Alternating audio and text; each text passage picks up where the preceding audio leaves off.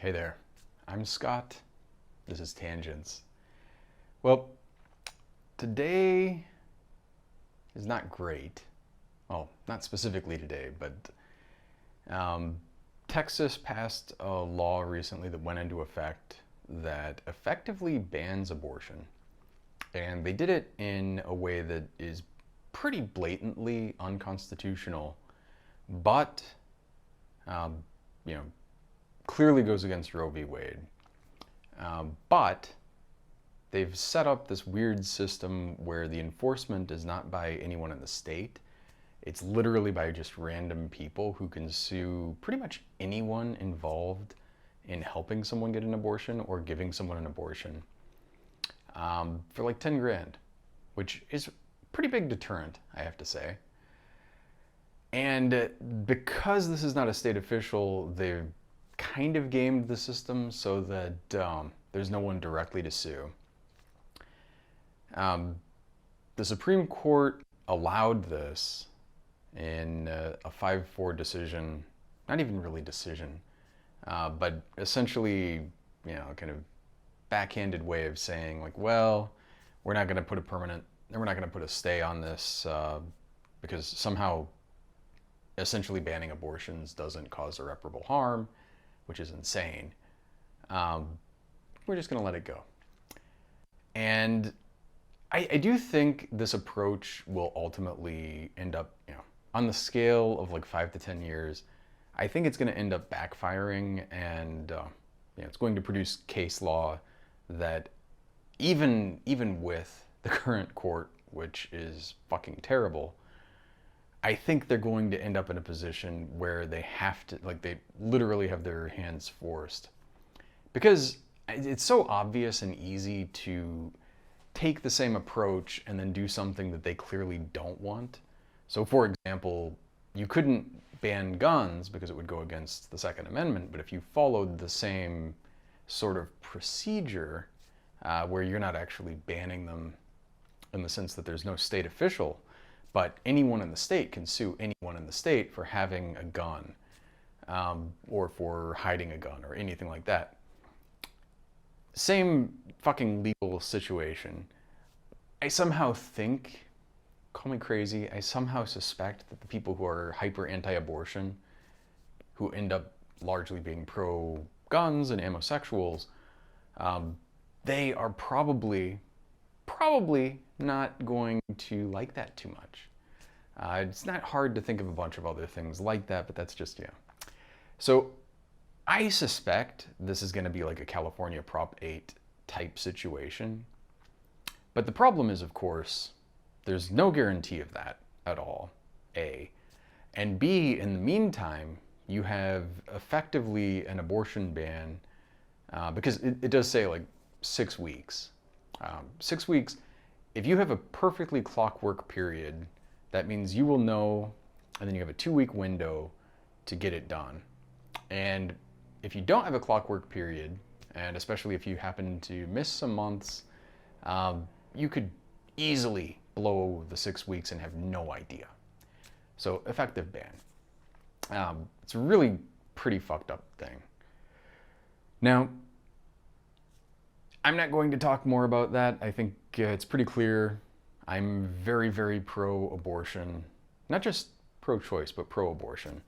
I'm not one of these people who sit there and say, I mean, I used to actually take this position, which was, oh, I don't like abortion, but. And then I thought more about it. And it was, I would say, pretty much convinced that that's not a great position. Really unquestionably, enthusiastically for abortion, I am. And certainly for women's right, or people's right to an abortion. So I don't want to talk about any of that specifically.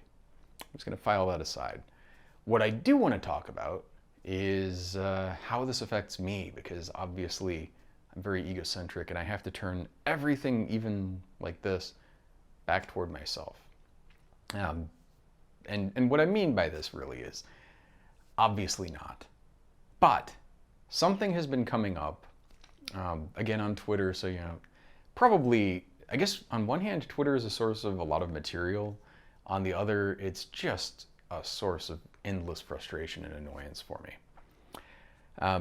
I've made it very clear I was very pro Bernie in 2016. Knocked doors for him, made calls for him.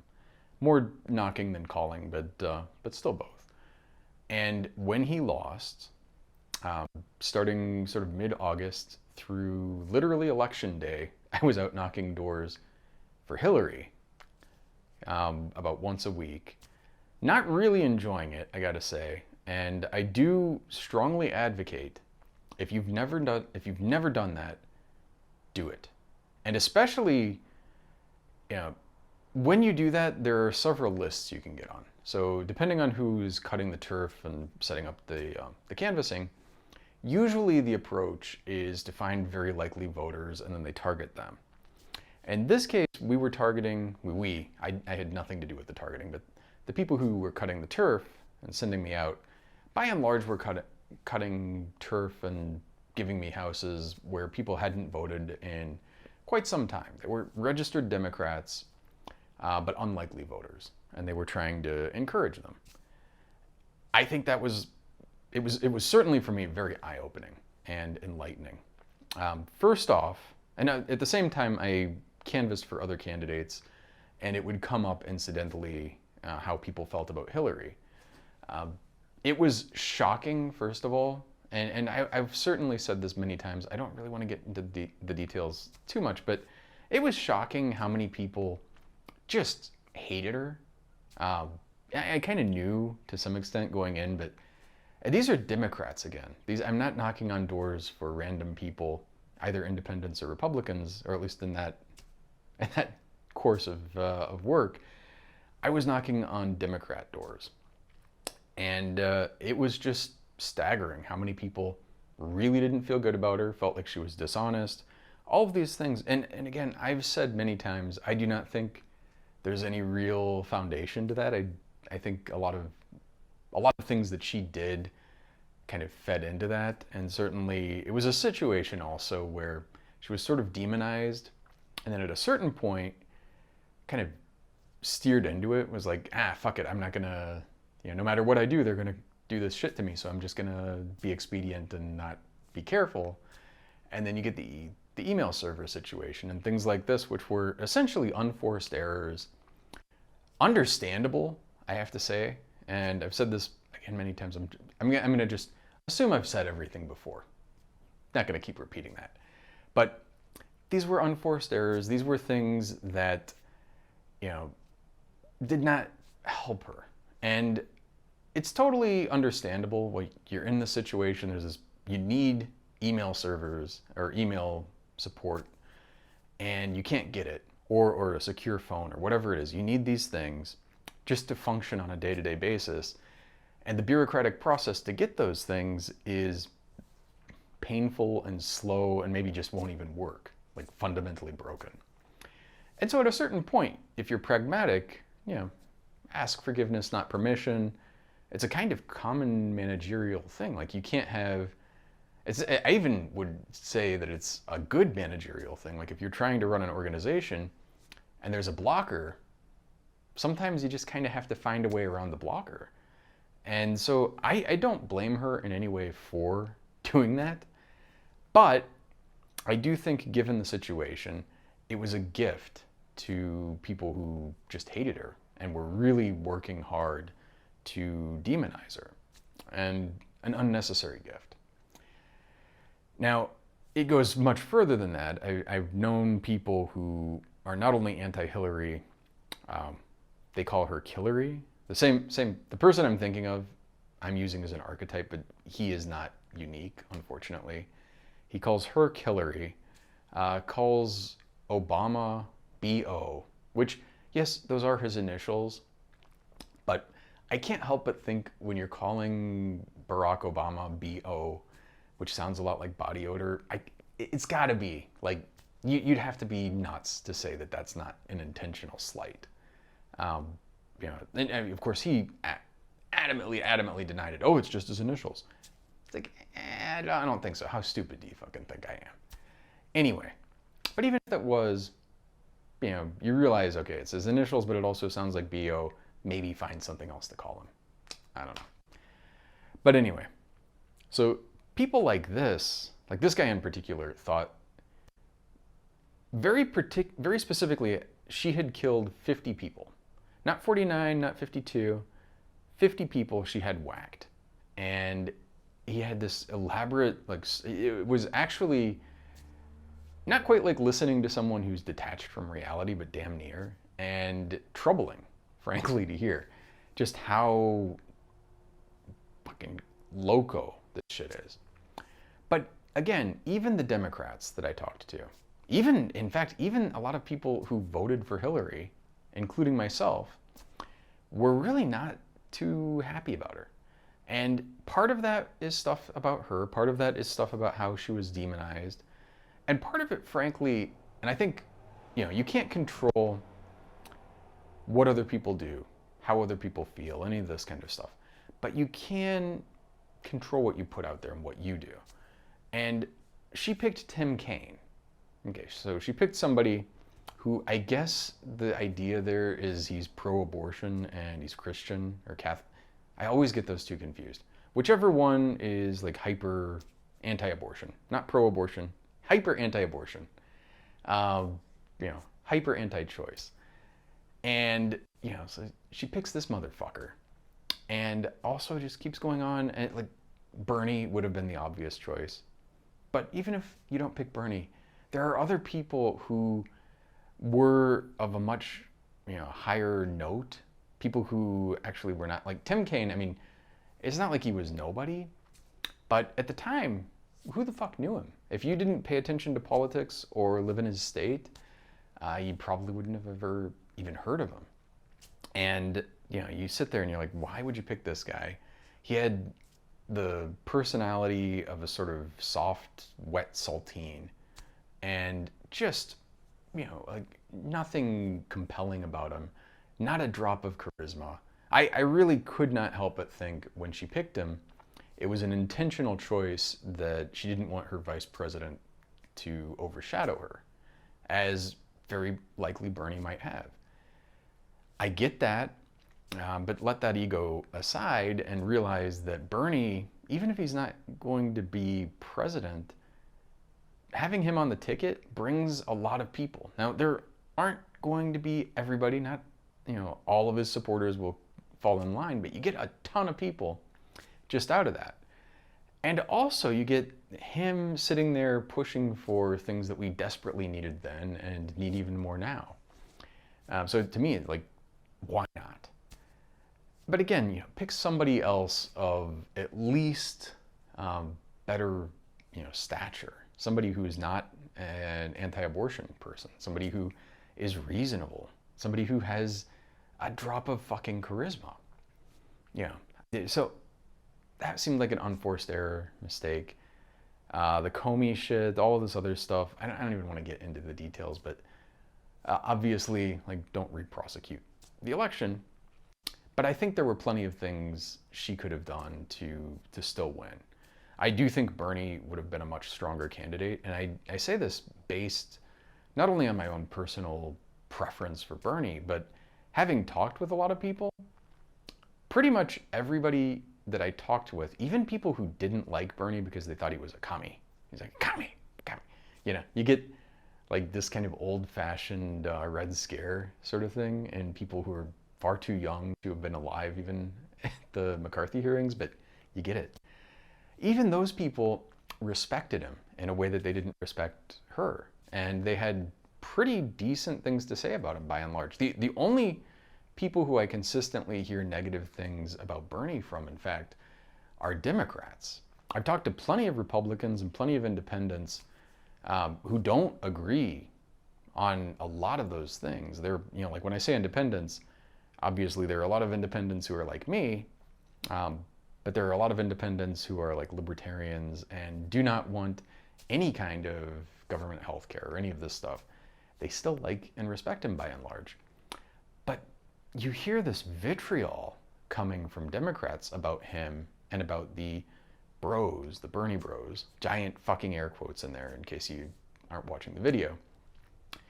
And I always found this excruciating. I always found it deeply offensive and annoying. And yes, there are people who supported Bernie who did not vote for Hillary. That's certainly true. There are people who supported Hillary who didn't vote for Barack Obama, though. And in fact, depending on what numbers you look at, more of her supporters did not vote for Obama. And in fact, more of her supporters voted for, what was it, McCain at the time, or whoever the fuck was running. I don't even remember. Time is, which is, like going from one to the other, kind of, I don't know, to me, it suggests something. Either your politics are a little fucked up, or maybe it's racism. I don't know. But whatever it is, going from voting for a Democrat and supporting a Democrat to McCain or, any of these fucking people, it's like something is off there. And so you look at that, more of her people didn't do it than Bernie's people. And yet Bernie's people are constantly just vilified. And this is the reason that I'm even talking about this. I kept seeing people after this Texas thing came up shitting on Bernie bros, and again, air quote Bernie bros, and blaming people who voted for Bernie in 2016 for all of this. And I had to tell you, now they will say sometimes like, oh, we're not talking about you, Scott, because you did the right thing. We're talking about the people. Well, okay, the people who were going to go for Bernie and then didn't go for Hillary would not have changed the outcome.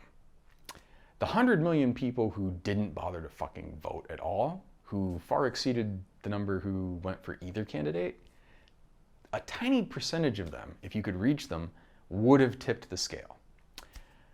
To me, I mean, blaming people who are, actually interested and trying to get, trying to improve things, and who were, by and large, I have to say, by both Hillary and her campaign and her supporters, just thoroughly shat upon.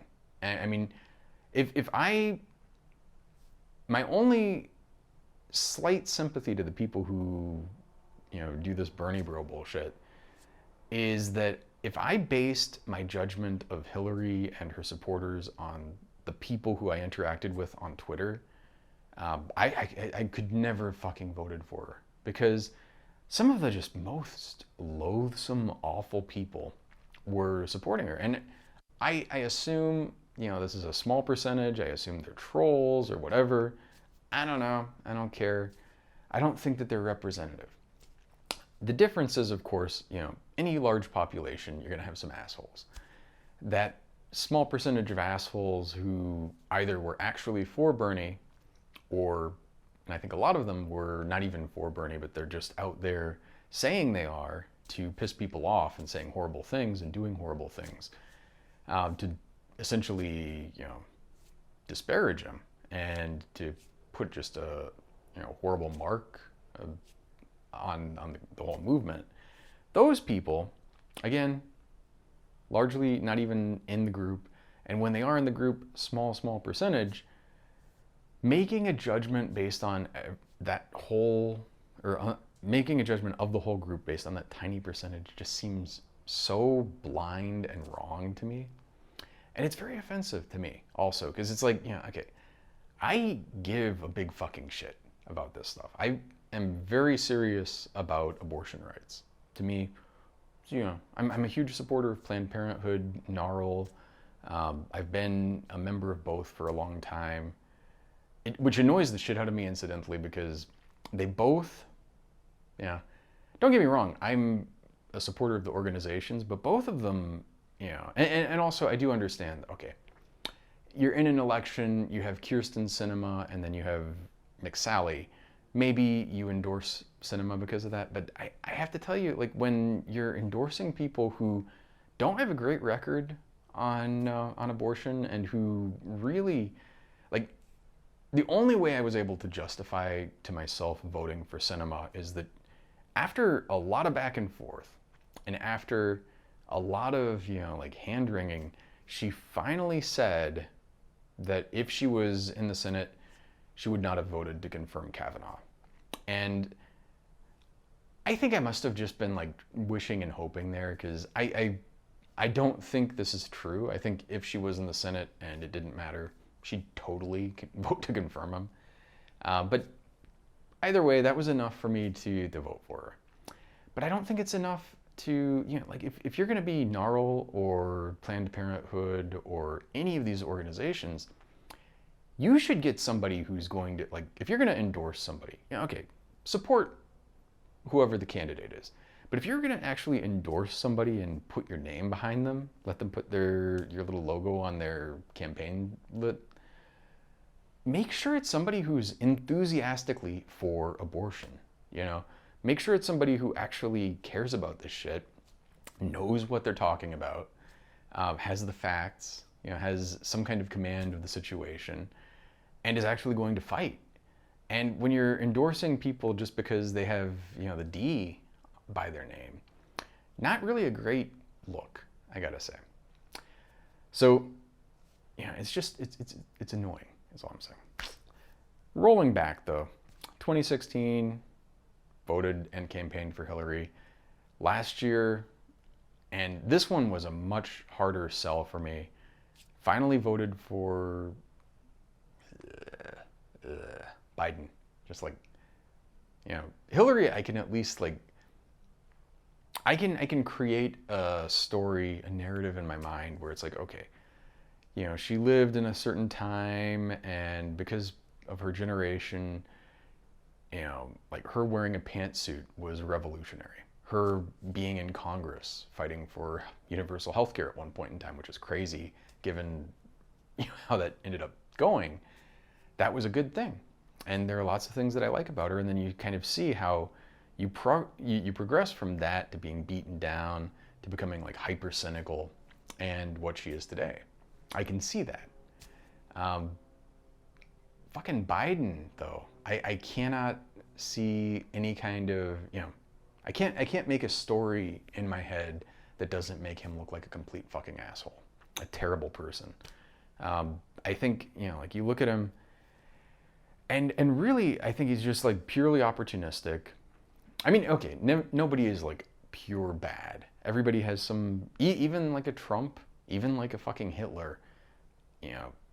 Hitler was vegan, I guess, or vegetarian, who knows. So there's like a small redeeming quality. You can find good things to say about anyone, but by and large, on the balance, not good people.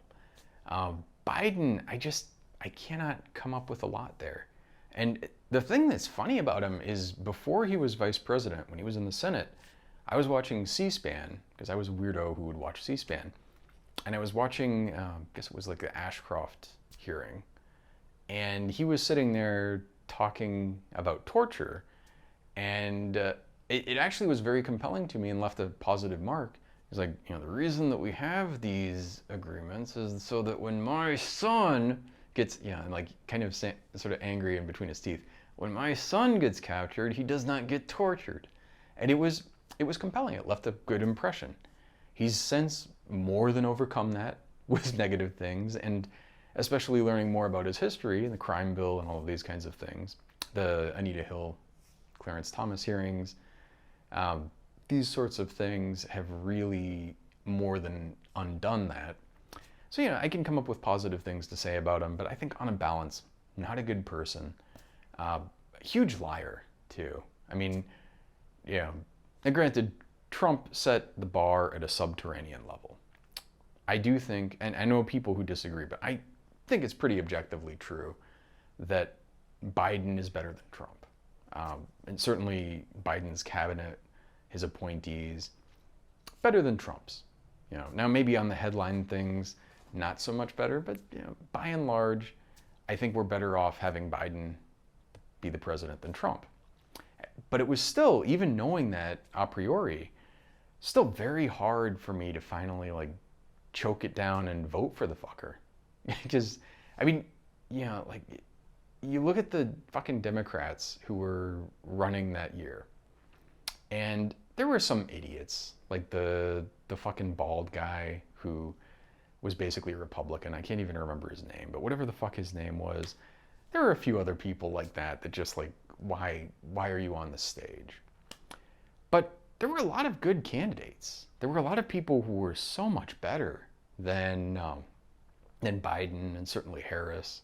Harris at least has some redeeming qualities, although, um, with Harris at least also the woman thing factors in. Like I can see you go through life at a time where being a woman is a huge, detriment to your career.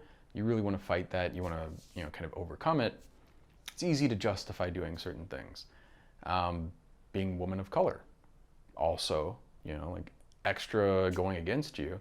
And you can see how, okay, you're there and you're sitting there going, well, okay, I'm going to throw some people into prison and do some horrible things, but it's all for the greater good because you can see how people can kind of justify this stuff to themselves.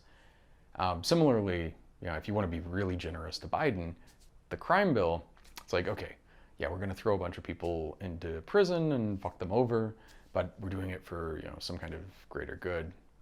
I don't, with him, I'm not very generous. With her, I can at least see it. Yeah, I don't like it, but I can see it.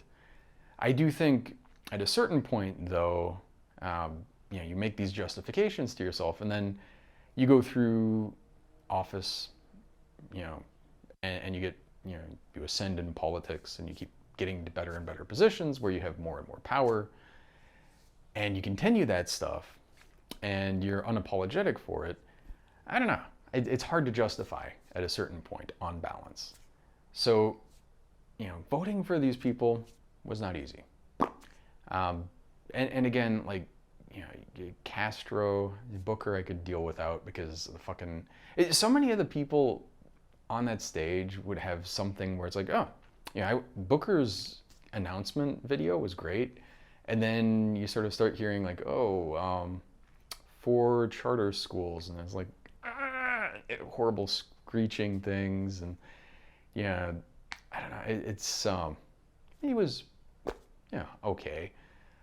Kamala definitely, could do some sort of legally lawyery stuff on stage from time to time. There's at least something to be said for that. Warren, man, I have such complicated feelings about Warren, but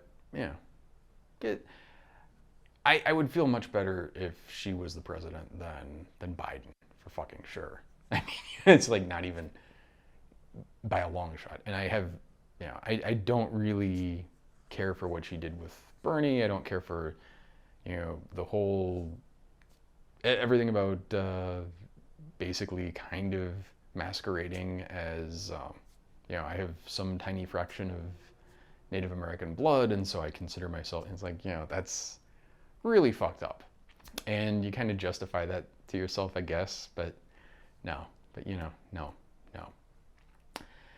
The Bernie thing, when she threw Bernie under the bus, and actually, I feel like when that happened, I don't even think, like, I do blame her, obviously, you make your own decisions, but it was interesting that she and Bernie were kind of almost on the same team, it felt like, and friendly.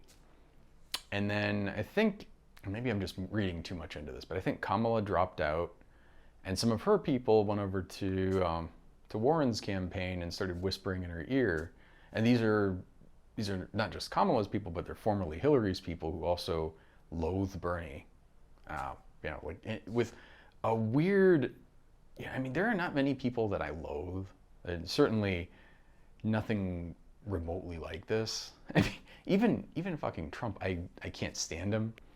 I want him not to have anything to do with politics, but I don't have this fiery, burning rage against him years later. I just don't want him anywhere near politics.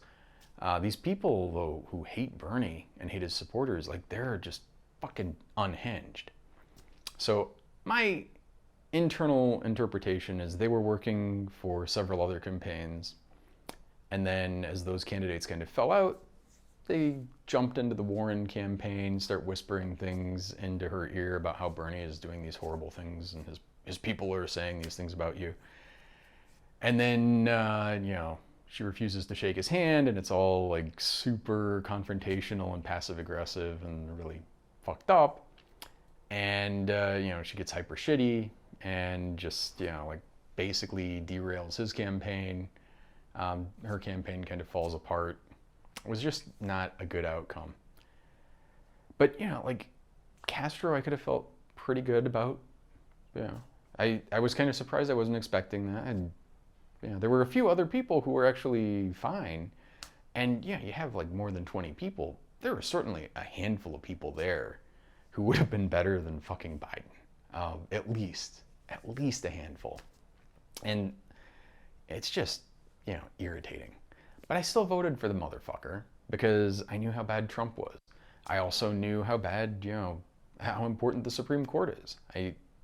Similarly to 2016, like one of the reasons that I was concerned for a lot of reasons in 2016, but one of the reasons that I got out and like got off my ass and was knocking on doors, kind of eating shit, trying to talk to people, to encourage people who did not want to vote for Hillary to get out and vote for Hillary, and hearing people say, well, you guys come around every election, and then in between you just completely forget about us.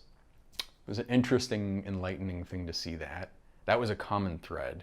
It's like, okay. And a lot of people never heard from the Democrats at all, or they would hear from them at election time. Not really, I felt embarrassed at a certain point because it was like, shit, I'm going around doing exactly the thing these people are complaining about. Maybe that's not a good sign. Maybe the party should try to do stuff for people in between elections. Who knows? Maybe when you get into office, actually do stuff. And I'm not saying that they haven't done anything at all. Again, I don't want to get in the trap where it's like, oh, Biden's just as bad as Trump and blah, blah, blah. No, clearly not. Clearly not. There are certainly things that are better because we have a Democratic House and Senate than if we had a Republican House and Senate. There are things that are better having somebody who's running the EPA who's not trying to actively work for the fossil fuel industry. Weird, crazy things like that. But, you just look at this stuff and it's like, it's just excruciating to me that, yeah, it's better, but still shitty. And there are so many things that could be done really without like that much work or political cost. And doubly so that these are things that would actually encourage people to vote for you in 2022 because they'd give you like, oh yeah, they did this, or 2024. And instead of that, it's just pure fear-based. And again, don't get me wrong, the fear of Trump and the Republicans who are actively working at maintaining, just essentially permanent minority control, that should scare the shit out of you a little bit. But when that's all you have, and don't get me wrong, that's enough for me. But when that's all you have, there are a lot of people who are not at all moved by that. And there are a lot of people who don't pay attention to this stuff and don't understand this stuff. And there are people who do pay attention who still can't in good conscience vote for the architect of the crime bill or for Hillary for other reasons. And I understand that. And I have to say, like, I made a different decision, but I understand, it hurt me physically to vote for Biden.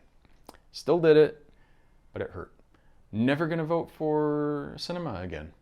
I don't give a shit who she's running against. I just, not gonna do it. Not gonna do it. But I can't do it. I cannot do it. She's been so awful. And, fucking Manchin and all these other people. And then the thing that's annoying, so anyway, people complaining about the Bernie bros and all this bullshit. They're like, well, why are you upset about it, Scott? Because they're clearly not talking about you. Well, okay, they're not technically maybe talking about me, although it sure as fuck seems like a lot of them are making, a very broad statement, painting with a big brush. And they're not really making any kind of distinction between people who, like Bernie himself, actually campaigned for Hillary, and who, like Bernie himself, and many of the people that I was actually, like, literally more than half of the people that I was knocking doors on that I was knocking on doors for Hillary with were Bernie people. The guy who was running the Tempe, the volunteer organization that I was in, was a Bernie guy. And, And yet we did this stuff and just get fucking blamed for shit that bothers the hell out of us. And it's like, okay, I find this tragic and horrible. And, not only that, did what I could to try to prevent it. And then I feel like I'm getting blamed for it on top of it. And it's maddening. It makes me want to fucking scream. I can't stand it. And I just can't, I don't know, I hate it. I really fucking hate it. And so, I mean, this has just been causing me a lot of angst in the last, in addition to just the whole situation with abortion, which is terrible. I mean, yeah, it's like, because even, I mean, you think even if it does get fixed, and again, there's no guarantee that it will, but say that it does, we're talking years out and a lot of bad stuff happening in between here and then. And again, the Democrats, for the moment, briefly hold the House, the Senate, and the presidency. They have all the levers. Now, okay, you say, well, Sinema and Manchin aren't gonna, Manchin is in a state where there are 2 military bases. Maybe Biden if he cared, if Biden cared, maybe just say like, maybe you don't need 2 military bases there. I don't know. There are levers you can use on these people. There are things that you can do to cause them actual, pressure. It's just maddening that it's like you're not even going to try. And so I'm bothered by that. I'm bothered by the people who sit there and go like, well, the Democrats can't do whatever they want because of Manchin and Sinema. And it's like, okay, I voted for fucking Sinema, and you're going to tell me, you have the Senate and you can't do anything. It's like not great. They never, I mean, I think also Obama's first couple of years in office, now granted, doing a lot of stuff, ACA is a big thing. I really wish it wasn't written by the insurance industry and was, like a better thing overall and included at least a public option and probably, some kind of real universal health care, but helped a lot of people. It's a landmark thing. But they had the opportunity then to pass legislation which codified Roe into law. Now, granted, federal law can get struck down by the Senate, or by the Supreme Court, rather. I don't know why I said Senate. But it can get struck down, but it's hard, And at the time, the composition wasn't so fucked up. It was not good, but it wasn't as fucked up as this.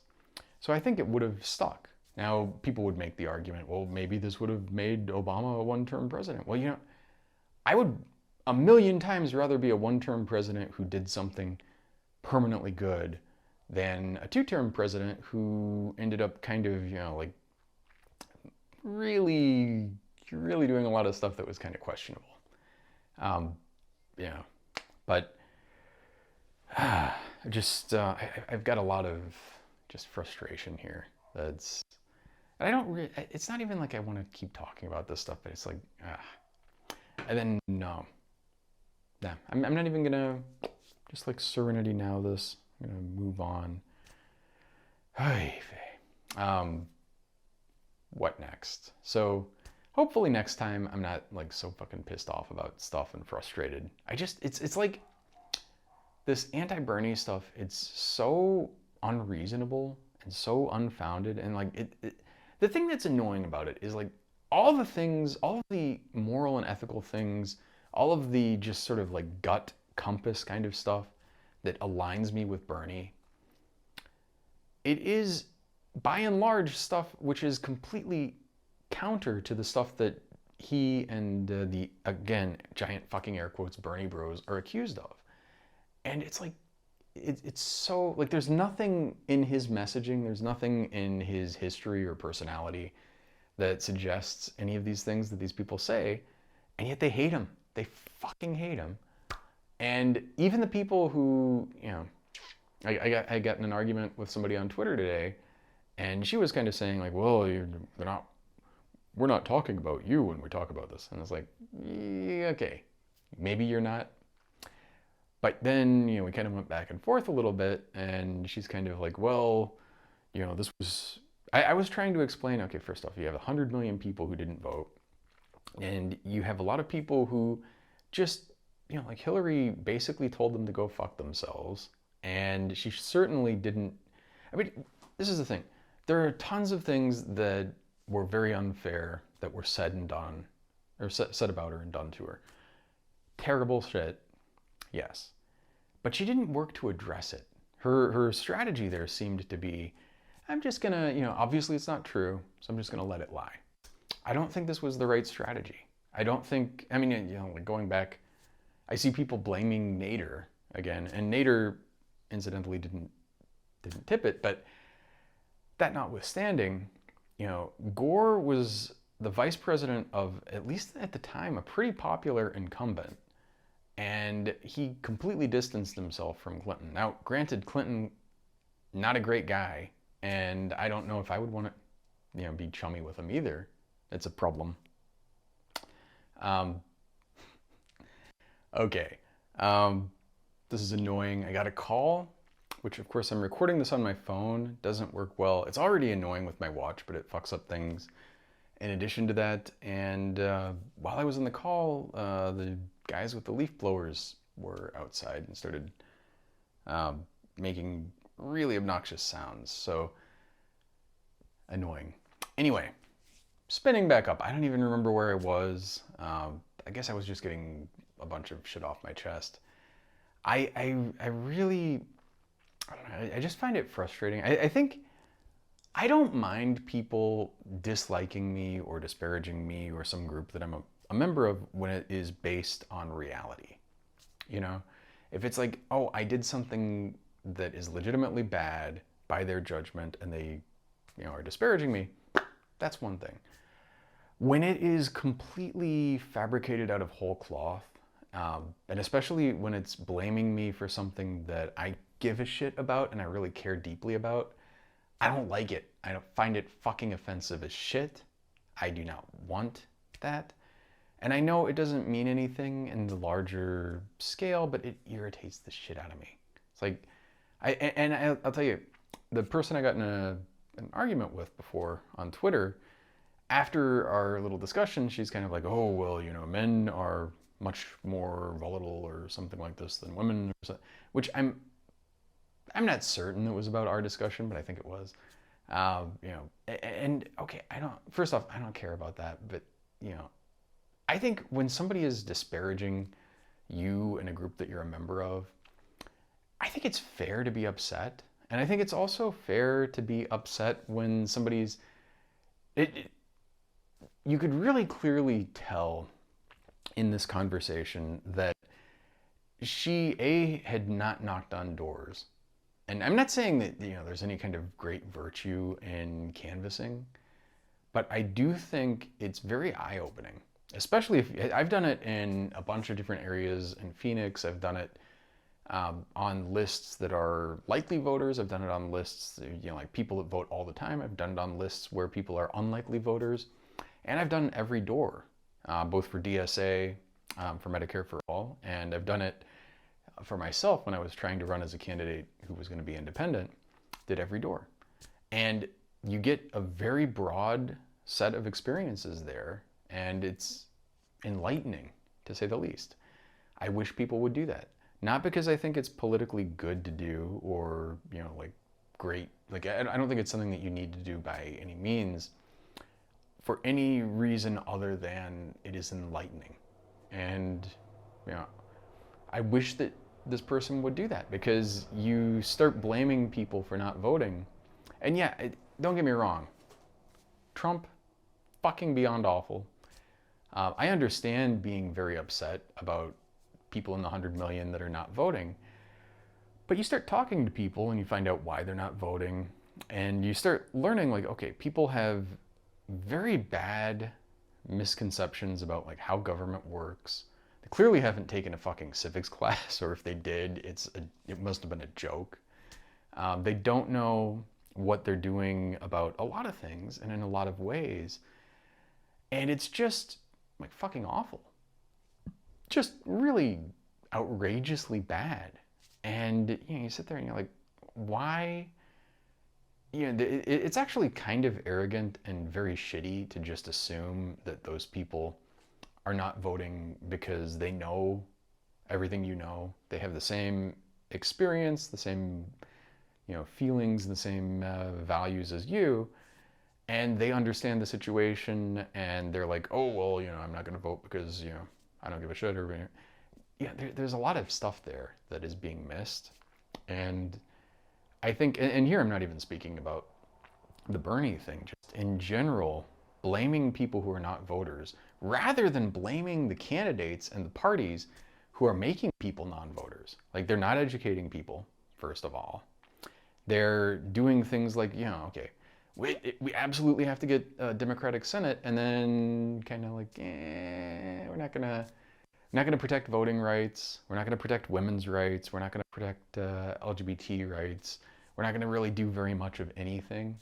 We're certainly not going to sit there and like freak out and prevent people from getting evicted, or deal with homelessness, or deal with any of 1,000 issues like fucking climate change. Now, I mean, I'm not saying they're doing nothing. I'm not saying that if Republicans were in charge, it wouldn't be worse, but they're definitely not doing that much, and they could be doing so much more. And it's just, I think it's outrageous to just assume that really a third of the country who are eligible voters not voting are doing it for the reasons that you think they are. And it's so obvious. I mean, this is an annoying thing. There are so many people who make judgments about other people. And often, I'm trying to frame this in a very generic way, but you'll see like MAGA people have like piss on the liberals, piss on Obama, and voting for Trump just to piss you off. All this kind of bullshit, bumper stickers that my annoying neighbors have. They see people in this caricature, cartoon, and you would hope that fucking Democrats would be better. I mean, similarly, the fucking anti-vax thing is driving me insane right now. There's so many people who don't know what the fuck they're talking about on these vaccines, and they're freaking out about stuff that's not real. And they're saying that not just freaking out about stuff, but like they're spreading bad disinformation. And it's like you can't really counter it very easily because there's so much of it out there. How are you going to deal with that? I don't know. I don't fucking know. And then you have situations also where it's like, okay, we're going to have just this endless list of just bullshit about masks and bullshit about, like how, this is one that just I find excruciating. The people, so I listen to, sorry, I'm interrupting myself with annoyed thoughts. So you're hearing me, my flow is there, and then it's like, and then you're just like veering into, this is what I'm thinking. I'm just going to kind of like pause, expand it out, and then maybe it'll be more understandable. I listen to the Slate Political Gabfest all the time. I subscribed to Slate Plus since they offered it. I've always paid more than they were asking because I want to support Slate and the podcast in particular. I love David Plotz and Emily Bazelon and John Dickerson and pretty much all of the guest hosts they have, although they have some people that are a little annoying. But, David Plotz, who again, I like him in a lot of ways. He's got this weird thing about masks that just makes me want to fucking scream. He has, I understand he's like partially just trolling here too, but I think he's very serious about this one. Doesn't like the masks, doesn't think the masks are good, doesn't think, he's not convinced that they're actually doing anything, which incidentally, they are. There's, it's absolutely clear that masks are helping, and not masking is hurting. Zero fucking doubt about that. It's not an ambiguous question. It's not like, oh, is the sun warm?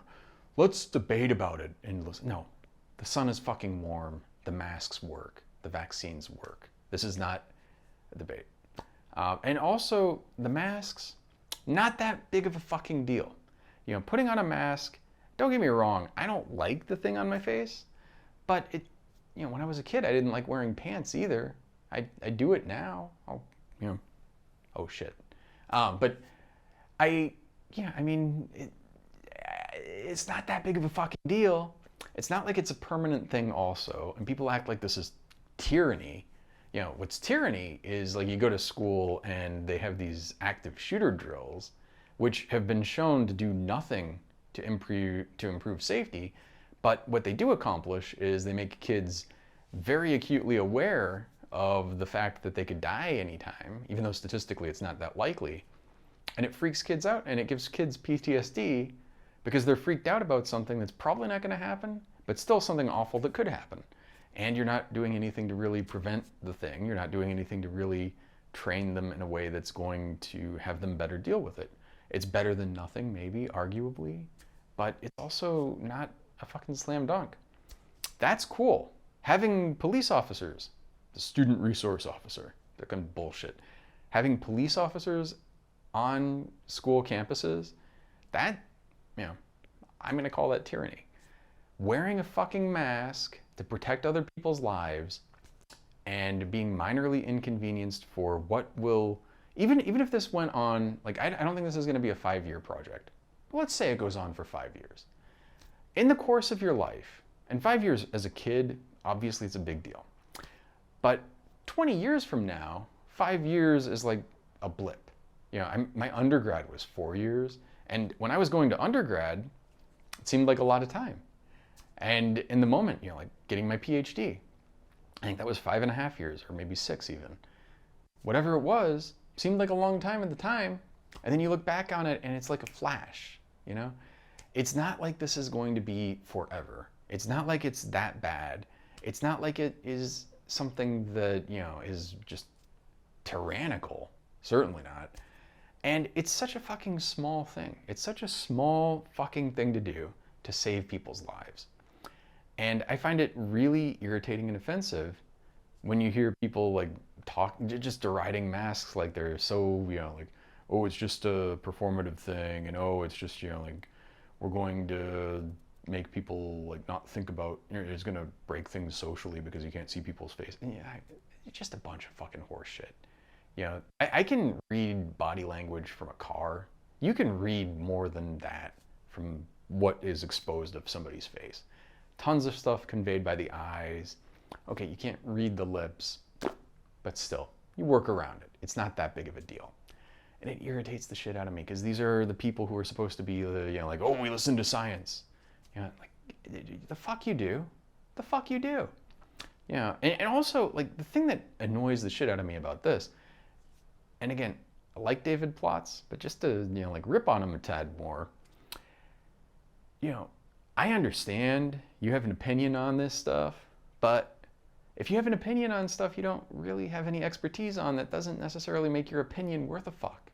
And he's sitting there like pontificating about how, in his mind, these things are not effective.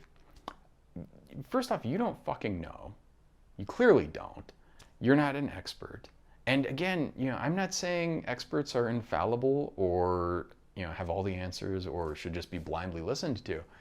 But experts know certain things about certain things. And, you know, I'm a fucking expert. I've done, you know, I've taught microbiology.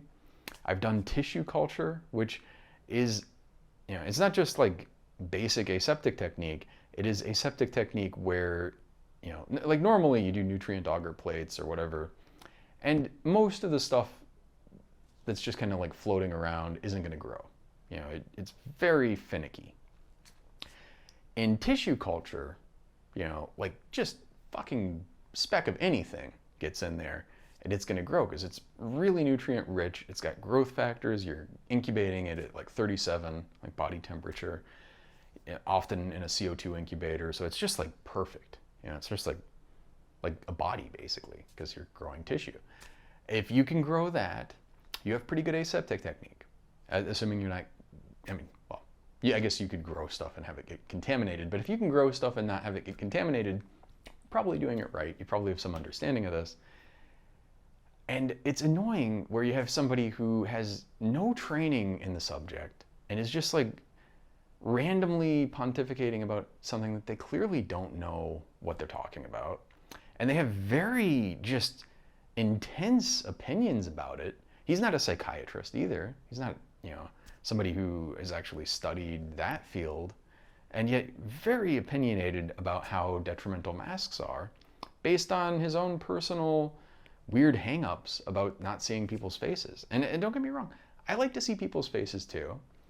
I like to have my face exposed, but it's not, not that big of a fucking deal. So anyway, annoys the shit out of me. And I'm sorry to pick on him. I do like him, generally speaking, but it's like, every time it comes up on that show, I'm just like tearing my hair out. And I'm just, I can't, like, come on, dude. Please, you're hurting me.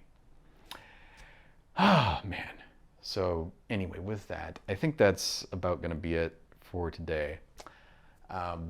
Get back to work. Seems like it.